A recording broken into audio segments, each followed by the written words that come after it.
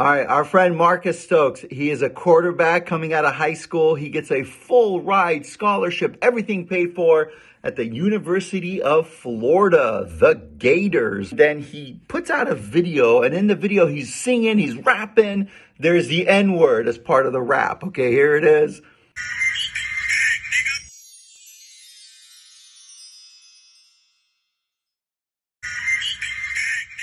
After this video goes viral, the University of Florida take away his scholarship, kick him off the team, and he is done for in the sense of being a Gator, okay?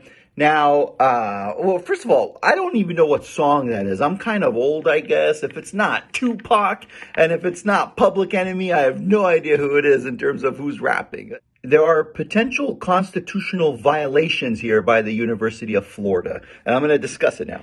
The University of Florida is a public school, so it is the state of Florida, and it has been around since the 1850s. We're talking pre-Civil War, okay? And the football team at the University of Florida generates tens of millions of dollars. They've had amazing football players and, very great professionals that have come from the University of Florida. We got Emmitt Smith, Chris Collinsworth, and Aaron Hernandez. Right? So we have great football players and professionals coming from the University of Florida.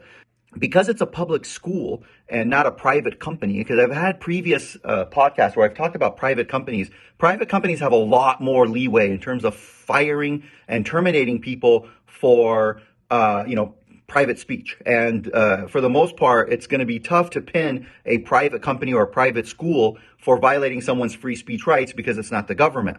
The University of Florida, however, is a state of Florida institution. So it is the government. And here, what happened is they basically punished this football player, a white citizen, right? They punished him for singing a song that had the N-word in it. Now, the reason why this could be potentially, violations of constitutional rights here by the state of Florida is that, well, first of all, the First Amendment, right? Congress shall make no law abridging the freedom of speech, okay? Now, because of the 14th Amendment, the word Congress there also applies to the state of Florida. So in essence, the First Amendment here is saying that the state of Florida shall not make any law abridging upon the freedom of speech. So here, they, in essence, nobody would doubt it, right? They punish this citizen for singing a song, okay, and that used the N-word. So I don't see how there's no exception here. This isn't like he's not starting any violence. He's not like provoking anything. He's not defaming. He's just singing a song. So I don't see any reason why he should be punished to the tune of losing his education and losing hundreds of thousands of dollars in value for singing this song. Why would the state of Florida punish him for that? And what right would they have to do that? I don't see that type of justification, for singing this song that has the N-word in it. I just don't see it. And then further, there's the 14th Amendment that prohibits discrimination. And it's very clear, right? I mean, nobody would dispute that, a black rapper can sing a song with the N-word in it. Nobody will dispute that because in essence, right, in Florida, right, we have the infamous rapper whose name is Florida, okay? He spells it incorrectly by having a space between the O and R, and then he even pronounces it wrong. He pronounces it Florida, right? But really his name is Mr. Dillard, okay? But that is a pretty cool nickname, Florida, okay? So Mr. Dillard, a.k.a. Florida, has a lot of songs with the N-word in it. And FYI, Florida, also known as the state of Florida, has never punished him for singing songs with the N-word in it. So why the heck did they punish our friend Marcus Stokes? It's clear, right? It is they punished him because of his race, right? I mean, let's just face it. That's the reality here, okay? So they didn't punish Florida, but they punished Marcus Stokes. And this is all free speech, just singing the N-word in a rap song.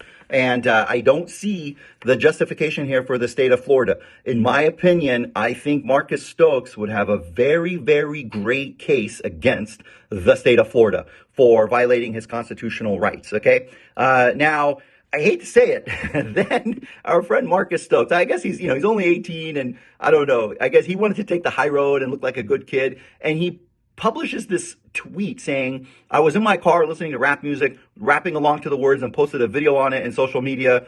I deeply apologize for the words in the song that I chose to say. It was hurtful and offensive to many people, and I regret that. And then here's the bad part for him. I fully accept the consequences for my actions, and I respect the University of Florida's decision to withdraw my scholarship offer to play football. Shucks.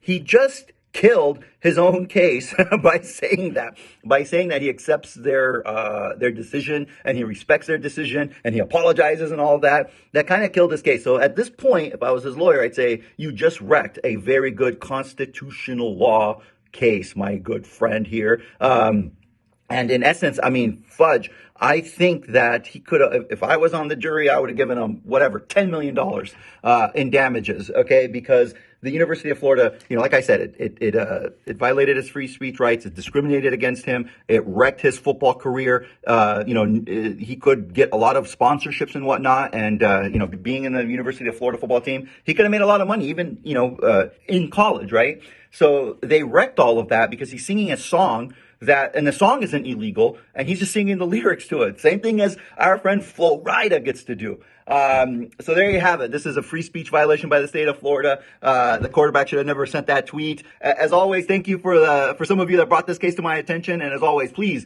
comment. I would love to know what you think about this case and what your opinion is. And by the way, what song was he singing?